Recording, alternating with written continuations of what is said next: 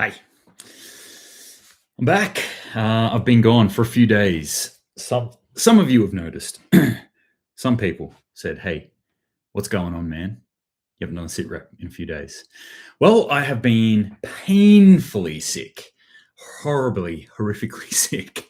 I got food poisoning. Um, Went to work in the big city. Went out for dinner. Woke up at like 2 in the morning and just vomited for like 24, no, maybe more like 36 hours on and off.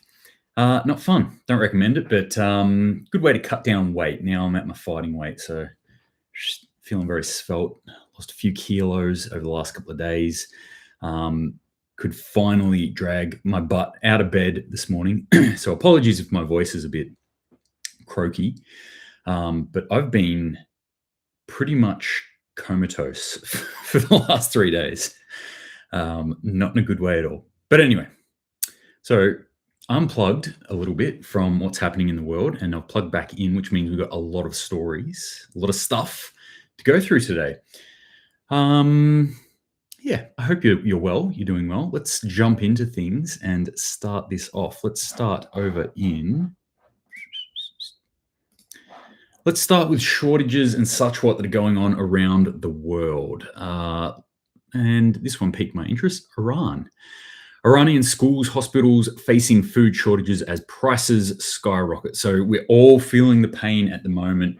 And some of us are feeling pain more than others. But a lot of us in the Western world are only feeling the pain in our hip pocket at the moment. And it's only by degrees, it's only in some things that we're starting to feel it. At least that's the way I am perceiving it. You may feel free to argue with me if you wish. But not everything has gone through the roof. You can still get relatively cheap food, as far as I'm concerned. I'm still seeing relatively cheap items for sale out there. Just don't buy cos lettuce. Don't do that. Take out a second mortgage if you want some cos lettuce. Or some iceberg lettuce, I should say. The most useless of the lettuces. But other countries are getting hit quite hard with steep price increases. Inflation is going through the roof, obviously, in parts of the world. Inflation is increasing here in Australia, and it's something we need to be concerned about and keep our eye on. Other parts of the world are getting annihilated with it right now. So Iran can't even get food. They're getting actual food shortages. So the next thing is, like, we get price increases. Yes, that's bad, but actual food shortages. Apologize, my brain's not really there today. Anyway, we'll press on, we'll keep trying. Local media in Iran say public institutions such as hospitals, prisons, and childcare centers are facing possible food shortages due to skyrocketing prices. So one causing the other, but they're both interlinked. As there is a shortage in one thing, obviously demand increases because you've got more people trying to get it, which increases price, or theoretically increases price. Then people will buy up those things very, very quickly, do runs on them, and then you get shortages as well. So shortages are a whole nother problem on top of increased prices or increased issues within our food system.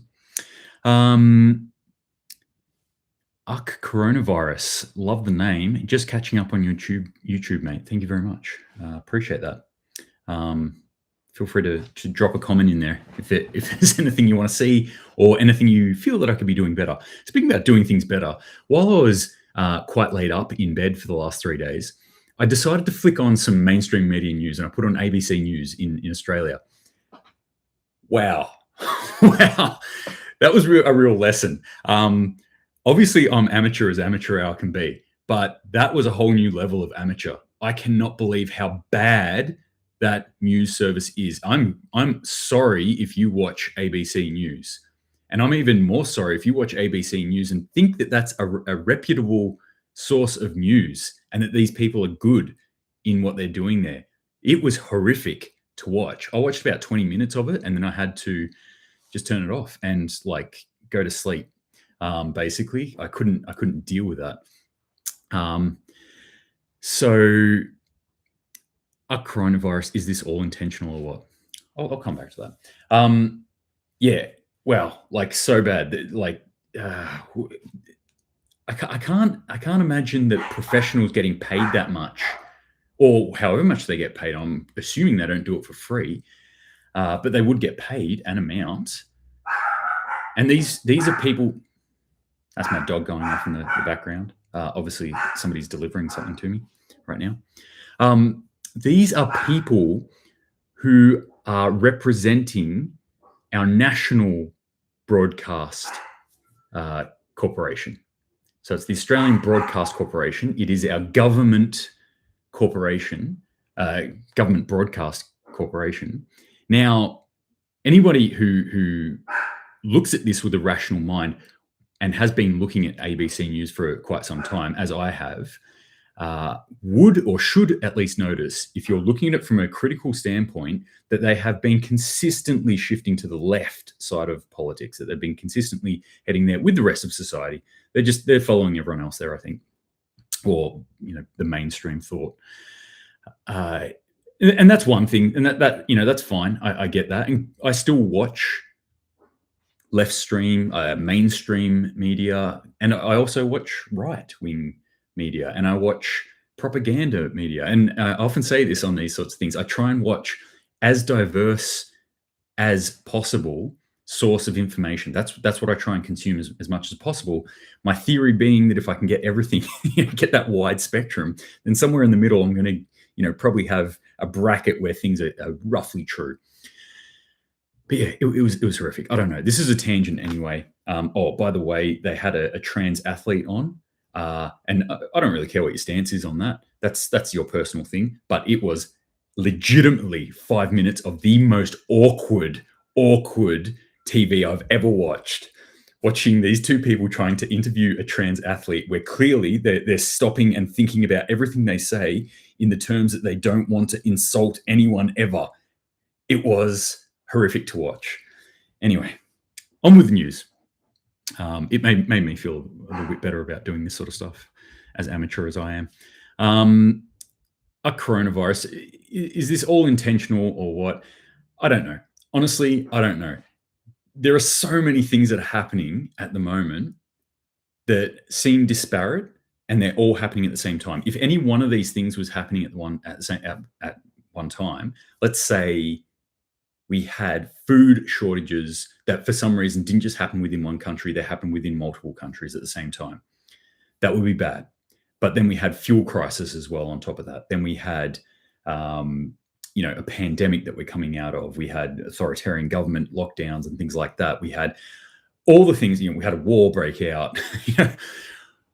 Any one of the things that are happening at the moment would be bad, would be relatively catastrophic to the system that we had, which is crumbling around us. The fact that they're all happening at once, and daily I'm seeing something else that I'm like, well, this is another angle that we're being attacked on here. It does kind of point to like there is some sort of design that's going on here. But I am a big believer. I'm kind of actually quite anti-conspiratorial, if that's a word. I don't like to buy into conspiracy theories until they're abundantly obvious. I always like to blame any sort of thing that's going on what I see primarily. And what I see primarily within human beings, within the majority of human beings, is stupidity. So I never try and blame something on some architect of Illuminati manifestation or something, which can be easily blamed on stupidity. And that's what I think we have. We have stupid people, and stupid people who are in charge of us, and stupid people who are in charge of a lot of really important things. And then we have a population of relatively stupid people who have been consistently giving their power away more and more and more. And so we find ourselves now in a situation where we a few of us are going, whoa, who gave you all this power? And they're going, well, you gave us all this power. It's like, well, I didn't really give you that power. I mean, yes, the general public did, but I've never voted for you ever. So we now find ourselves in this place where we have a lot of, in my opinion, I will say, in my opinion, a lot of stupid people making a lot of stupid decisions. And these things that we're seeing that are going on, a lot of them are one thing causing one, causing one, causing one, causing one, which exacerbates the other one, which, we're on a death spiral now, which is starting to increase in speed. And people are starting to pick up on that this whole thing is starting to go down the gurgler quicker and quicker. Yeah, and there is quite a few things that I think are too convenient. I'm like, whoa, okay, that's strange. That thing just adding into everything here. It's like all these food manufacturing plant fires. I'm like, that's strange. I mean, there might be an underlying reason to it, but it's strange. I'll put it that way at the very least. All right, I'm just going to whip through these things. Germany producer prices. So the prices of their producers. So you're looking at a chain of events here: producers, and then manufacturers, and then distributors, and then consumers. So right down at the end, the producers. Germany producer prices highest since 1949. They just lost a war then, by the way. They just lost 2 in a row. Sorry, but they had. So they've over 33% now year-on-year increase. Germany resorts to coal in effort to wean itself off gas. Germany has a huge gas problem. I've talked about this before. So they're really struggling with it. They know that something's about to go wrong. New information on this that I haven't captured the stories, because this is information that I've tried to capture over the last 3 days, that I've been in a like altered state for the last 3 days. Thanks, coronavirus. Thanks for joining me. Really appreciate it. Yeah, so another thing that's happening with Germany is that the Nord Stream pipeline has got closed down for routine maintenance in the last day. And there is this actual chance that Russia just won't turn it back on. Germany's increased their threat level, or their, I don't know what you call it. It's like a panic level, really, to alarmed. So they've got 3 states of like gas shortages, where it's like normal, alarmed, and then 3 is emergency. So they've just increased it to that that alarm state. They're alarmed, not alert now. they've got a real gas problem, and it's about to. We could see this in 24 hours. This could go to emergency, and this could be something that could really kick off things going into, territory, WW3 type territory. That's what we're talking about here. Germany, on top of this, has just signed off $100 billion increase in their defense budget. That's huge. Germany, I've been over there. I've hung with their armed forces. Awesome people, by the way. But they've been systemically dwindling and crippled for years now. For years and years. Their actual military is kind of almost a bit of a joke within NATO, that they're not pulling their weight. They're they're not one of the smallest, but for the size of their country and for their GDP, they are definitely one of the smallest contributors to NATO, and their actual military is tiny. So they've just increased their budget to either at or over 2% of their GDP. So that brings up to 100. They're doing $100 billion spend increase in their military force. Why are they doing that? We could only guess. Reagan on the YouTubes says 98 power plants destroyed in the US. Coincident? Is that power plants, Reagan, or is that food plants? I haven't heard anything about power plants, but if that is true, then that's something we also need to be concerned of. Trade Truther, what type of guns do you have? I have several rifles. I've got a 22 for small game hunting. I've got a 223 for slightly larger game hunting, things like goats and stuff like that. I've got a 270 for bigger things. So that's more your deer and stuff like that. And I'm trying to get a 308 as well. So I'm going the next step up as well. And then I've got, at the moment, 2 12-gauge shotguns. I'm going to sell one and buy another one, though. But that's what I've got. And that they're all that's all hunting caliber rifles that I use for different types of hunting when I'm going out hunting. So, shotgun might be more small pest control, might be more rabbits if I'm not eating the rabbit in particular, feral animals and things like that. 22, sorry. Smaller feral species. 223, mid-size feral species in the 270s, getting up to your larger feral species. Because that's what it's legal to hunt in Australia, ferals, mainly. Danish companies face closure if energy supply reduced as well. Reagan just confirmed food and power plants, they believe. So thank you for that. Not a good situation. At the very least, we should look at that and go, this requires further investigation.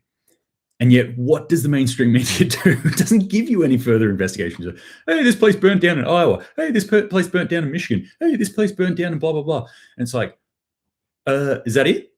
You've reported on 3 or 4 of these in the last couple of days. Yeah. Anyway, here's friggin' Amber Heard saying some shit or something. It's like, who cares? Tell us what's going on with our food supply, because we're going to want to know pretty soon. So more gas crisis within Europe. We've got Danish companies facing closure if they don't get any more. More Germany inflation prices, news, blah, blah, blah. I'm not going to report on that. I don't care. All right. In Australia, what's happening? Economic markets over the last 3 days have been pretty all over the shop, obviously. There's big drop-off, especially from the crypto world. Looks like it might be coming back, maybe. I don't know. I'm not really in that game too much at all. I like my more solid commodities, and I like just actually investing in myself, my family, my preps, and things like that. But these are things we need to keep our eye on because of the impacts that they can have. I.e., financial collapse, I think is quite a realistic kind of doomsday scenario that can happen. Not that it's going to be doomsday. Just remember, we have had financial collapses in the past. We have survived it. We didn't go Mad Max. Things got pretty tough in the Depression. But, we think about it. We had several recessions. We have many recessions since then. We've had collapses. We've had, bubbles that have burst. Several even within the last 30 years that certainly that I've lived through. So we can live through this. Anyway, Australia, some interesting news. This caught my eye for a few reasons because it indicates maybe what China might be thinking about in the future. $11 billion loss forecast for Australia's mining big three. So that's Rio Tinto, BHP, and Fortescue Metals, who, you could say that the mining sector has really been one of the key things that keep Australia afloat and keep us insulated against a lot of the financial issues that happen around the world. And that's primarily been because when these last 20 years of financial collapses have happened, China's been growing. And China has been consuming stuff out of the ground from Australia and everywhere else. But they've been buying up our stuff. So that teat that we have been sucking on in Australia now appears to be running a little dry. China has been for a while saying that, look, our growth is going to ease off. And when it does, it's going to ease off a little bit for us. Well, a little bit for China ease off is a huge chunk of Australia's profit getting sucked out. So disappearing. So it's going to have huge effects. But this is also pointing to what's happening within China. That maybe they're looking at closing in a little bit more. Maybe they're looking at becoming less dependent on outside sources, on outside countries. And maybe even, the way that I look at it, this might totally my opinion, but this would be something that I would consider doing if I was a country. If I was a country that was possibly about to go into some sort of conflict or at least increased tension within some other countries, I would start pulling away from them. I would start going, okay, you know what? I know I need that metal, but I don't want you to have the money. So I'm going to look elsewhere. Can I pump this into maybe Brazil? Can I really build infrastructure within Brazil and start pumping money in there and build up their metal industry to the point where we can just solely rely on them because they're much more friendly to us? That's the kind of thing that I'm seeing here. again, what are we looking at here? It's a prepper perspective. I'm going, okay, what's going to happen? What's going to happen to Australia if this happens? It's kind of foreshadowing maybe some sort of tension, conflict happening with China, as if we needed more of that, as if we needed more indicators of that going down.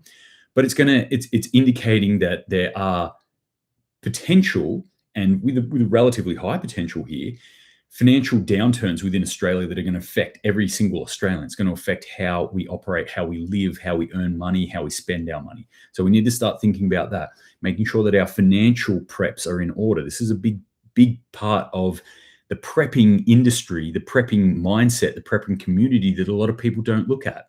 It's probably one of the big two, I reckon, that people don't look at. Physical body, physical fitness, and your financial fitness, how financially prepared you are for problems. So this is something we need to think about. Okay, so India is in a really interesting place here. So Australia, this got sent to me by a source on the Instas. It's essentially what's happened is Australia's defense minister went over to New Delhi, did a bit of a speech. If you read through the speech, there's a whole bunch of really interesting stuff in there, really interesting rhetoric coming out of there. But some of the key points that were interesting in this, that they're basically saying like, hey, India, we should be very closely tied. Australia should make India a priority. That's a quote, a direct quote from our defense minister. Australia should make India a priority. Australia must deepen its understanding of and engagement with one of the world's oldest continuous civilizations, the soon-to-be most populous nation in the world, and a deeply consequential power.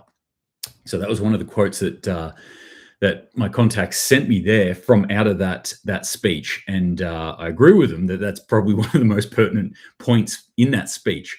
That really says everything. If we're not fully understanding what the key part that India plays at the moment, India's population is growing. Like I said, China understands that its population is on a trajectory where it is about to get to a point where they're about to shift into a massively aging population. So aging populations have a whole heap of problems that come with them.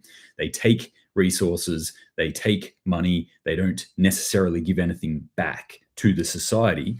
So if you have, and that's not a bad thing necessarily. It's just that if it's angled like that, it's fine. If it's angled like that, it's not so fine. And that's what China's looking at. India, on the other hand, isn't. And is a very serious possibility that India will actually be the most populous country on Earth in the not too distant future. So they'll have a lot of clout, they'll have a lot of power to start swinging around. And it is quite clear to me now that Australia, the Quad, but Australia and US in particular are very much trying to get India on board, are very much trying to get India in bed, because if India, and I think they probably will, turns and goes, hey, Russia, your cheap oil, we want it. Give it to us. And by the way, do you need something? Because we'll produce it. If India turns that way, not necessarily from, going bad or against our side, but just from a purely economic standpoint, well, it renders all these sanctions useless. So, the sanctions already are relatively useless, and we can see that. But all this pain that I started off with today, where I was talking that Europe's going through at the moment, well, all that will be for nothing. And that will all be created by the US enforcing these sanctions. And the EU, obviously, but it was really led by the US enforcing these sanctions, which hurt the European Union and their countries. But Russia, and I've said this for a while, has a get-out-of-jail-free card. They've just created an entirely different system. So more on this, Russia, China are also, they've been having talks recently. Shouldn't come to a surprise. This is from Atlas News. Didn't really come, didn't really come as a surprise to me, but Russia has become China's top supplier of oil as the two countries continue to build bilateral relations. And that's both in the economic and the political sphere that they're building relations. So I've talked about this, heaps and heaps and heaps. These two, everything, don't believe what they're saying, because China will come out all the time and say like, oh yes, we believe that, they'll say some words that kind of would make the West look at it and go like, oh yeah, I think they're on our side. They're against Russia. In reality, those words don't say that at all. But what are their actions? Their actions are they're very, very much on board with what Russia's doing. They're very, very much on board with Russia, and they're very, very much interested in buying what Russia has off them. So that's getting strengthened there. And apparently, I don't have the actual report for this, but there was some sort of BRIC conference that happened recently. So BRIC is a loose alliance that, if you haven't heard me talk about this, Brazil, Russia, India, and China. And I've called it a number of other things because we're seeing a whole heap of other periphery countries sort of be attached into this. And this is what I'm talking about, India being this linchpin, that India does and does not sit within this alliance. Certainly the other ones do. You can see China, Russia, you can see Brazil locked in there, all big populations, all big land masses, all hugely resourced land masses as well. So a lot of resources in those countries, those 4 countries. And so those coming together, I think this kind of terrifies the US a little bit. But I mean, it's always going to happen, especially with what these sanctions are doing. China and US escalate over legal status of Taiwan Strait after Beijing rejects it as international waters. So this is just more of the same sort of rhetoric, more of the blowhardness to back and forth, where China's come back and said, no, it's not international waters, it's our waters. It's the same stuff. Something is clearly going to happen in this area. And like I've said before, China will do it when it suits China. That's my belief. My take on it. And that'll have big effects for everyone. That will have huge effects for the world. What else is happening? I'll skip through that for now. Skip through that. Let's talk about some weather effects. I always like the weather effects.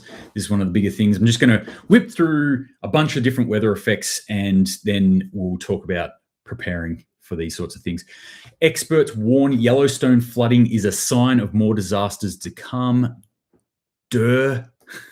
Is all I can say. Quote, a year ago we were on fire. A year later, we're wet. We have the highest stream flows this area has ever seen, with this unprecedented flooding that's happening there at the moment. This sounds very much like Australia on any given year, to be honest. But this is what we're going to see. We're going to see more wildfires. We're going to see more massive snow melts. We're going to see more droughts. We're going to see more floods. We're going to see more of everything, and then more effects from other things that aren't necessarily linked to the weather, as in the weather is how we think it, but things like earthquakes and stuff like that, tidal effects and stuff like that. Because as humans, we're spreading out. We're going into areas that we don't normally go to, and we're building on areas that we haven't built on before. We're going to see a lot more effects. That's all I'm saying, and we should prepare ourselves. Italy's Po River faces worst drought in 70 years. So there's a lot of stuff coming out of Italy at the moment with their drought, their rivers drying up. Also, check out Lake Mead in the US at the moment. It is rapidly disappearing. Deadliest earthquake in decades strikes Afghanistan. Oh, remember that place? Everyone stopped caring about. Over 1,000 dead and many wounded. I don't know how many. Didn't even speculate how many, but 1,000 dead were the initial reports in this earthquake. So pretty horrific stuff happening over there in Afghanistan. That's a country where I've spent a bit of time, so obviously thinking about them. So a lot of weather effects going on, a lot of things happening around the world with this sort of crazy weather. Also, where is the report? It was in here somewhere, I swear. I'm not sure where it is. What else is Afghanistan having at the moment? Snow.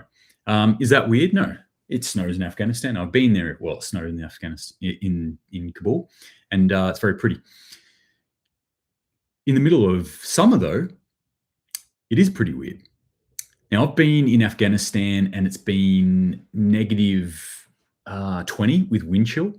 And I've been in Afghanistan, and it was 50 degrees Celsius. So this is degrees Celsius, by the way, for if anyone's watching and using some other weird system like Fahrenheit or Kelvin or something. But for those who like systems that make sense, minus 20 to 50 degrees, huge range. I was in different areas. That's up in the mountains and that's down in the sort of dashed open desert area. But obviously a huge range within that country. But when it's hot in Afghanistan in the summer, it's hot. So the fact that they're getting snow right now is pretty damn weird. That's pretty strange. I don't think you can really deny that. I can't find that story. That's a bummer. Anyway. So yeah, more of these weather effects, more crazy weather that's going to happen. And as I always say, this is going to increase. My belief is it's going to increase. We're going to see more crazy weather. So we need to prepare ourselves for that. How you prepare yourself for that, I don't know. But what a good place to start is think about your area. Think about what's likely to happen. Are you in an area that's prone to bushfires, or could be if it gets hot enough with the right conditions? Are you in a place that's prone to flooding? Are you in a place that is near a tectonic plate or a fault line? So you got earthquakes. Are you in a hurricane area? Are you in, I don't know, near a beach area, storm surges, things like that. So do a little analysis on where you live and figure out what is the most likely natural disaster event that could happen in your area, and start to prepare for that. Think about how you would act, what you need to do. Do you have the things here to fortify where you are? Do you have the things to repair where you are, even if it's just storm damage? Okay, anywhere in the world, you could be affected by storm damage. So I'll put it that way. Maybe you're not living in Tornado Alley or on a fault line or in bushfire area or something like that, but anywhere can be hit by a storm. Even in the city, you'd be hit by a storm. So do you have things to repair from storm damage? Do you have things like tarps and ropes to tie down tarps? Do you have things like 100-mile-an-hour tape, or boards or something you might need to board up windows? Do you have fresh water because the water supply could be cut off? That was another story that I think I missed. There was where was it? Maybe it was in Montana. With the flooding, it's disrupted their water supply, and so people can't get fresh drinking water. All those people who rely on mains water can't get fresh drinking water. So these are the sorts of things that you need to start thinking about and prepping for. Really thinking about, okay, where what am I going to do in a natural disaster? Then the next step is, I would suggest anyway, again, this is an assessment that you need to do on your own area, but this is some of the things that I've done where I live. So it's like, do I have tarps and rope on hand here? Yes. Do I have emergency water and things like that, other supplies of water? Yes. So if a storm hits, if a tree falls or a branch gets ripped off and smashes into my roof, can I repair it by myself? Can I repair a broken window? Yes, I can do that. Now, the next thing is, what if I can't stay here? So do I have a grab bag ready to go that I can survive out of for a little time, that I can either get into a safe location, over to a friend's house, or out to my bug out location and get me safe, or keep me safe for a few days? Yes, I do. In fact, it's right here. This is my brand new grab bag. It's the Vertex Gamut 2.0, and I will be shooting a video on it soon. Once I'm more fully recovered, I think I'll do that. But yeah, I've just packed, redone my grab bag, and about to do redo several other couple of grab bags that I have, because it's not just me. So the next thing is, it's not just me in my household, it's my family. Okay, so there's other humans, there's dogs and things like that I really need to think about. So I need to pack for them as well, and I need to pack grab bags for them. So yeah, weather effects, these are things that we need to think about. Civil unrest and places falling apart right now. Let's jump into this stuff. Police in Nepal fired tear gas and charged protesters with sticks to break up a demonstration against fuel price hikes. So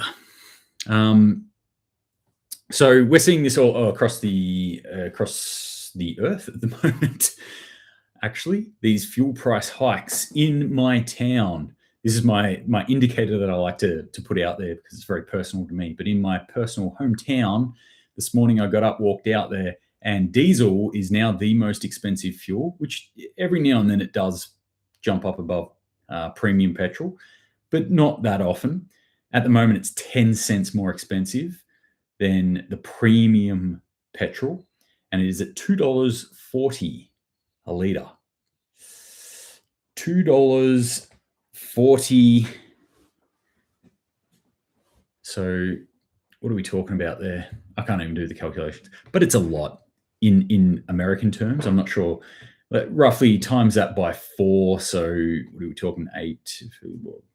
$10, and then we'll calculate that there's maybe 70 cents to the dollar. So $7. Let's say it's $7 a gallon. For my American followers in my hometown, and that's not good. That's not good. That's not good for anyone. There are a lot of these fuel shortages, fuel increase in prices, and it's not just about diesel. It's also about diesel emission fluids and other diesel engine lubricants as well that have factored in now that I'm starting to see stories on. And like I always say, it's not just my car that runs on diesel. I can live without my car. It is everything to do with agriculture. It is everything to do with shipping and trucking in this country. It is a huge amount of our industry is run off it. And even now, with our asinine policies on electricity in Australia at the moment, it's even some of our electricity generation. So this is big. It's a big deal.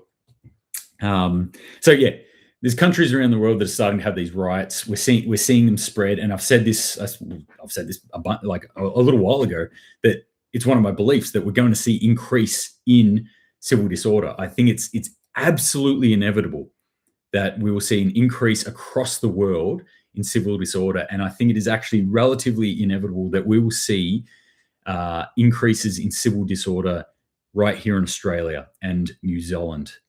I've been talking about New Zealand today, but I'm chucking you guys in there because I like to take New Zealand under my wing.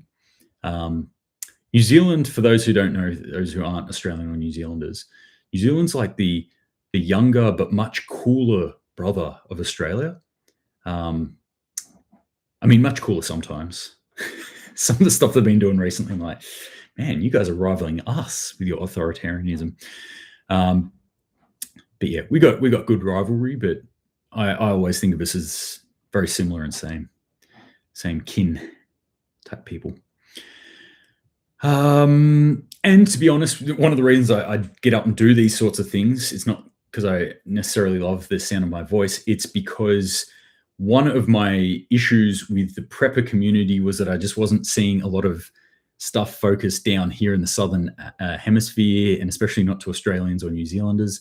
A lot of stuff obviously in America and Canada, in the UK, even a little bit in Scandinavia, in Europe, but not so much in Australia. So always try and think about these things from Australian perspective as well.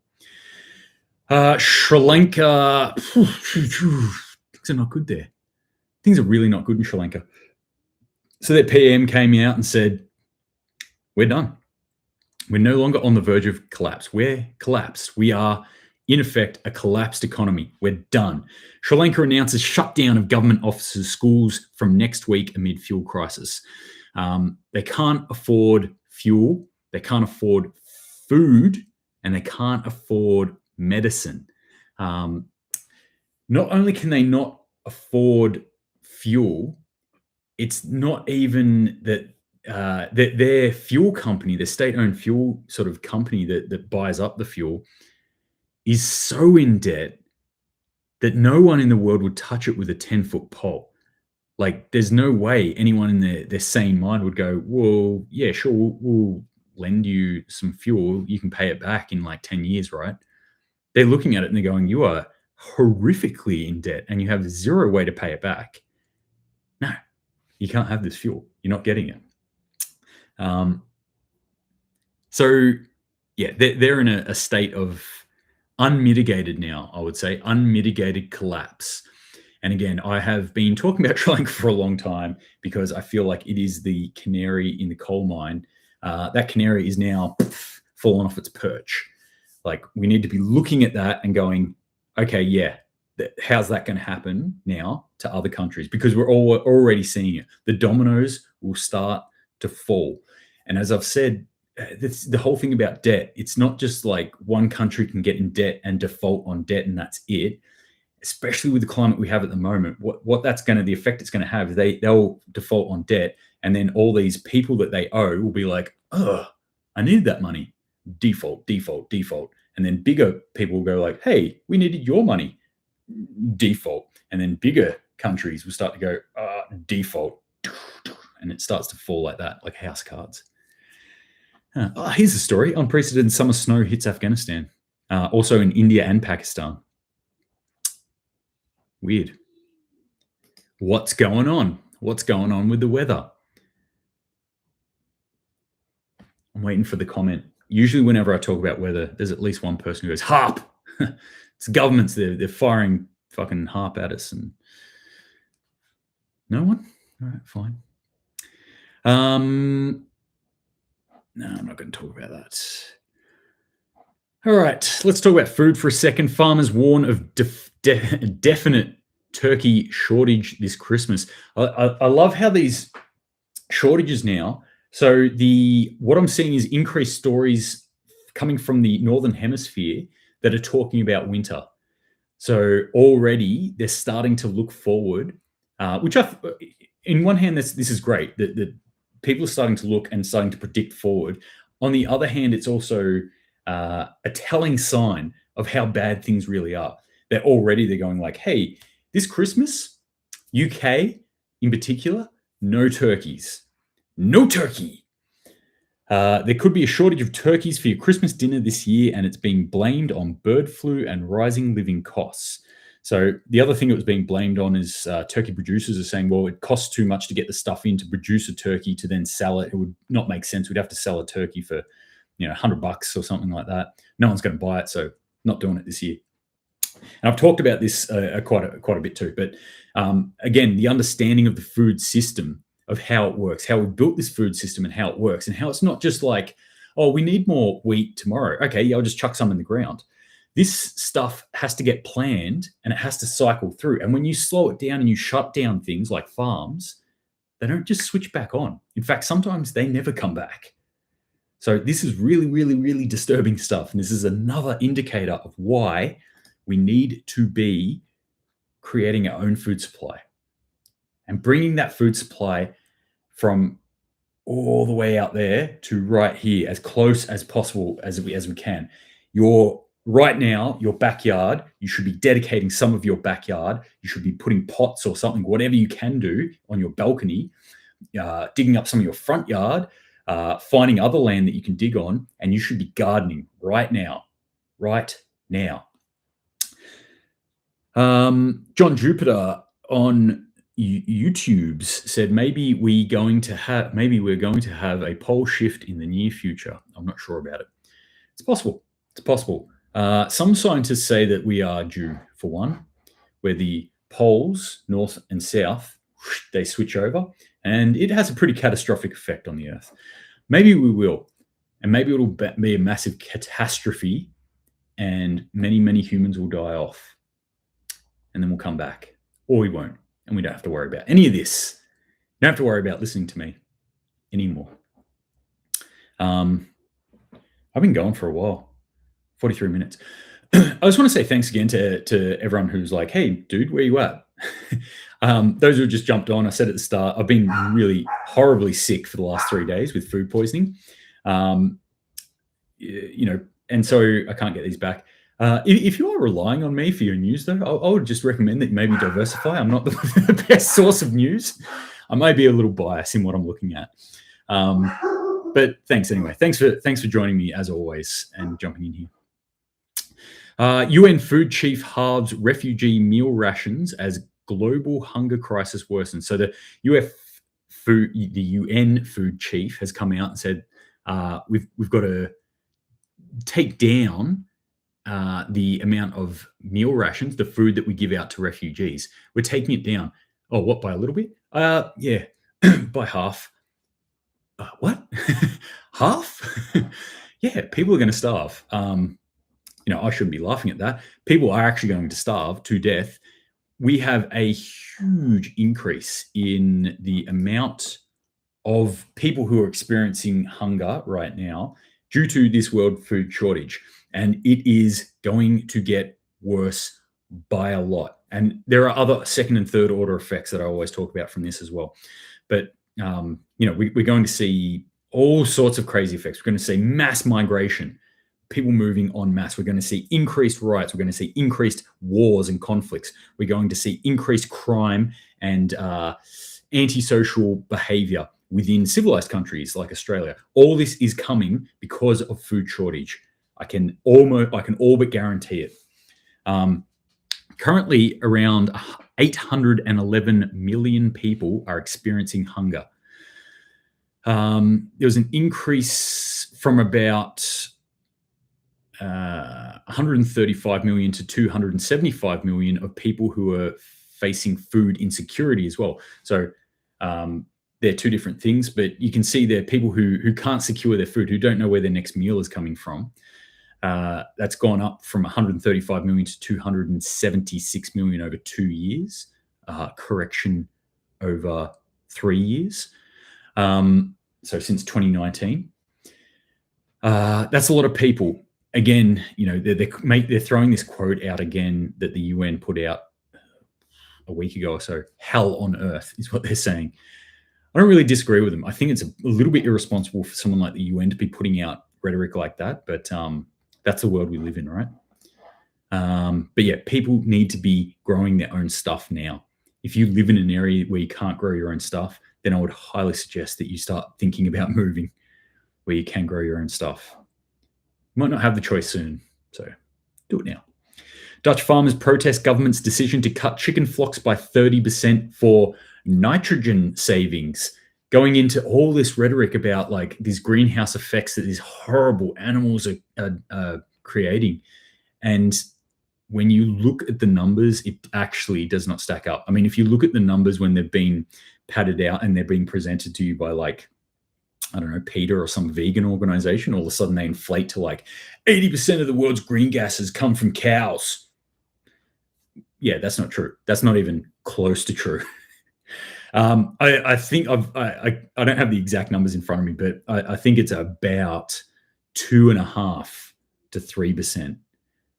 So none of that stacks up. None of this stacks up. The fact that you would, at this point in time where we are currently facing a food shortage, where we currently have 811 people experiencing hunger on this earth right now, that any human being could come out and say, we need to stop, producing that food, it is tantamount to somebody going about a genocide.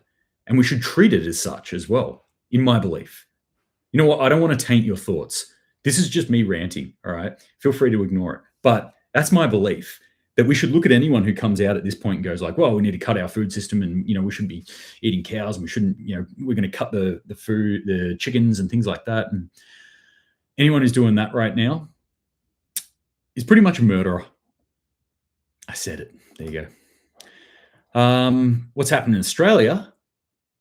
Fruit and veg costs to skyrocket in coming weeks.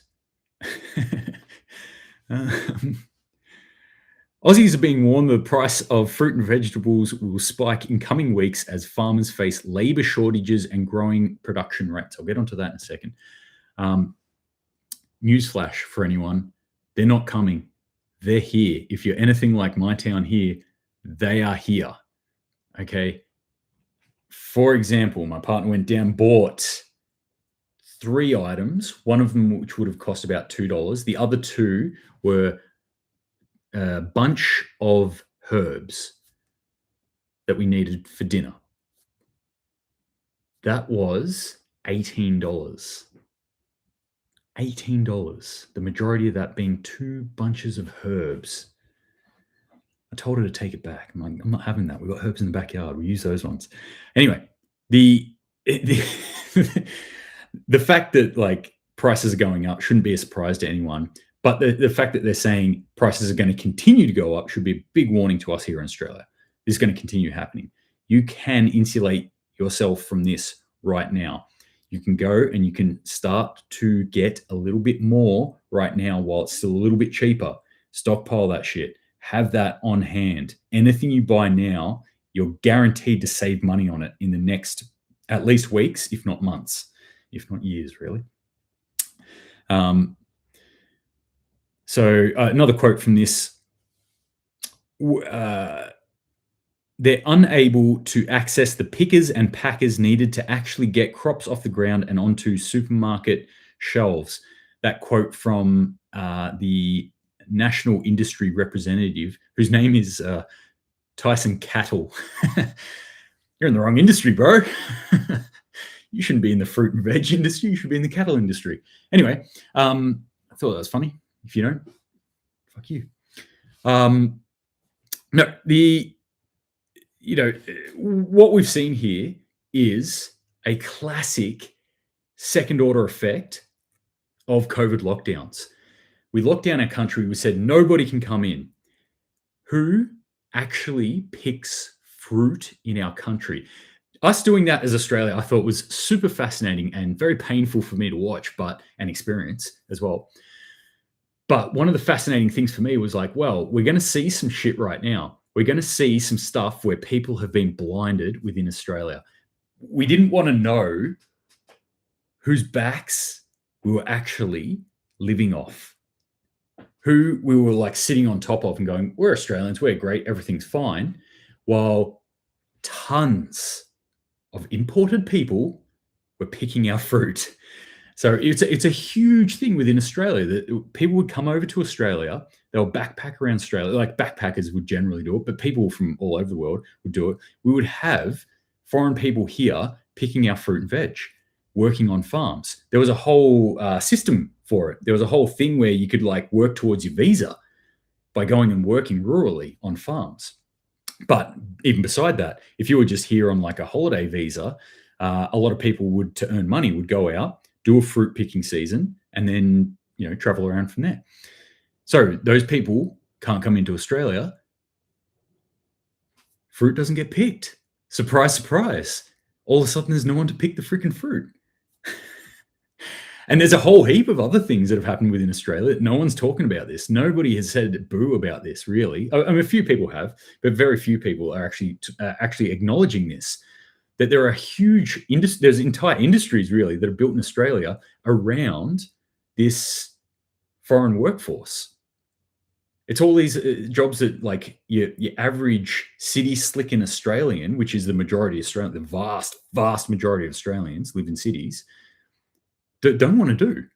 Don't want to dirty their hands by picking fruit or washing my own car. Outrageous! Absolutely outrageous.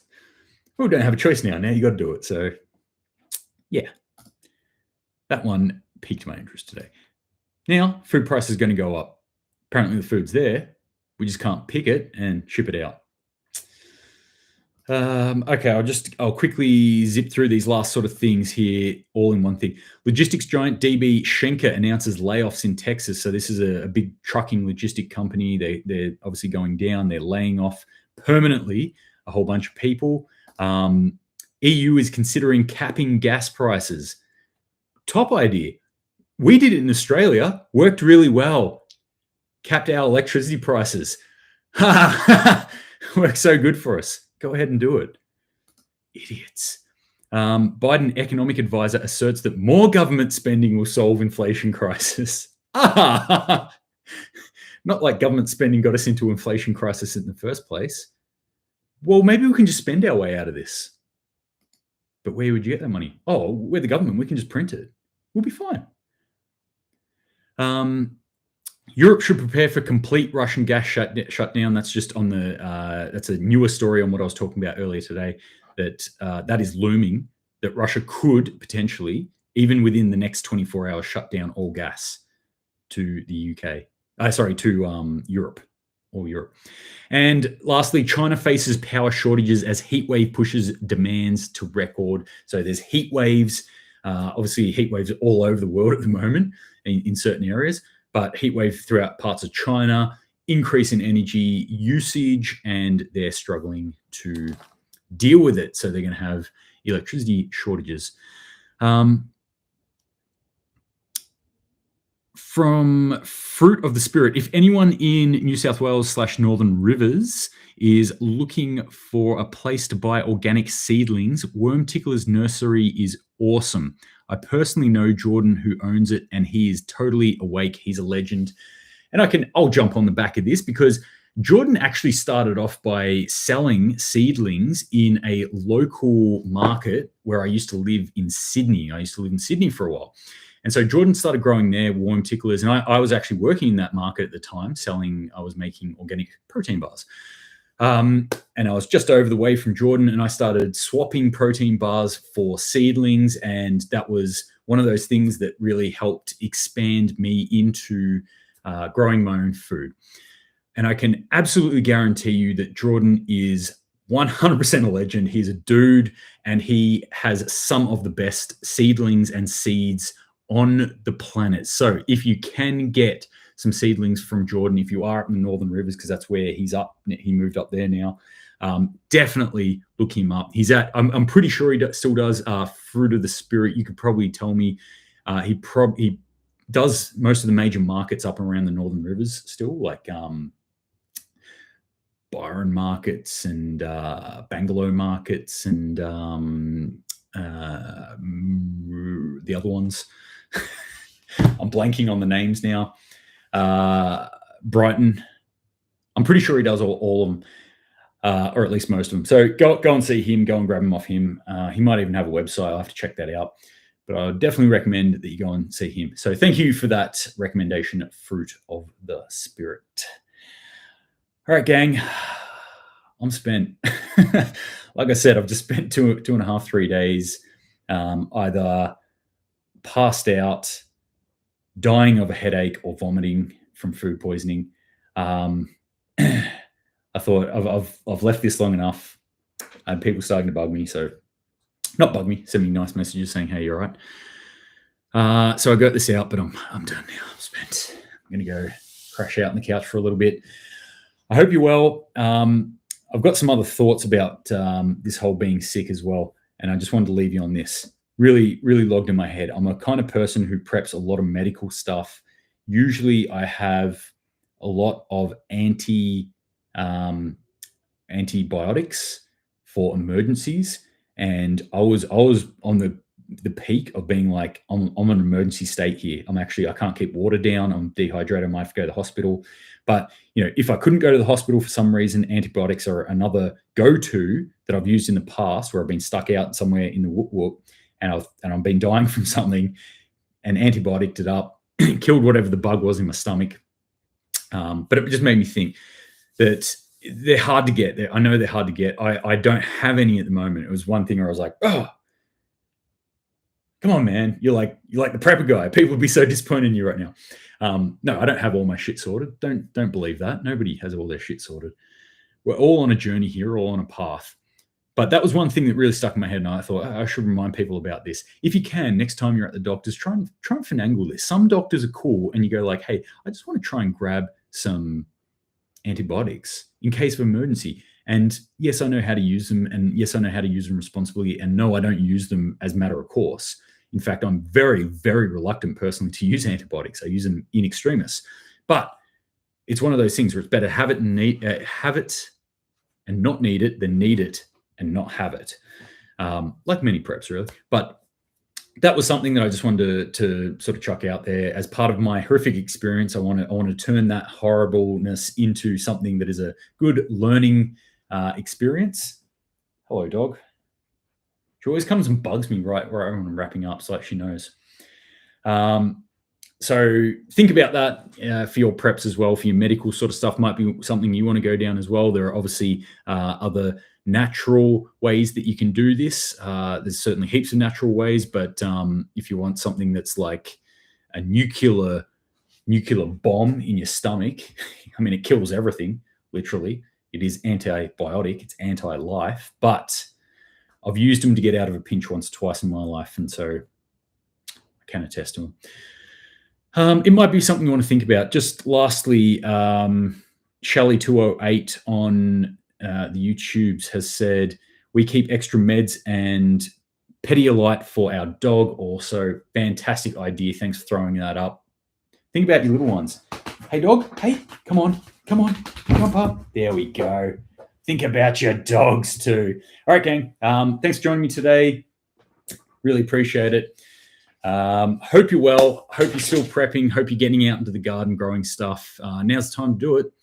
And let's all keep coming together. Let's all keep learning off each other. Let's all keep forging forward and encouraging each other, because this is the time to do it. We all need to start coming together as preppers and not be weirdo tinfoil hat survivalist lone wolf type people, but be a community of human beings that are looking out for each other, preparing, making sure we're prepared, and then taking the next step to prepare for other people, to help other people out as well. Be the asset, not the liability. Fire cider is a great immune strengthener. It has natural hydrochloroquine in it. Got a recipe on my Awake Aussie Prepper page. So I'm going to go jump on that now and make some of that. The unseen. I'm too sick to do anything. I felt like that for the last 3 days, man. It's just like, please don't let the apocalypse happen right now. I can't deal with it right now. Alicia Cole Savage, thanks for the info. Thanks again for the info. You are most welcome. Been through the biggest betrayal and psyops ever. That sounds bad. That sounds pretty hectic. All right. Stay safe, gang. Keep prepping. Till next time. Semper Paratus.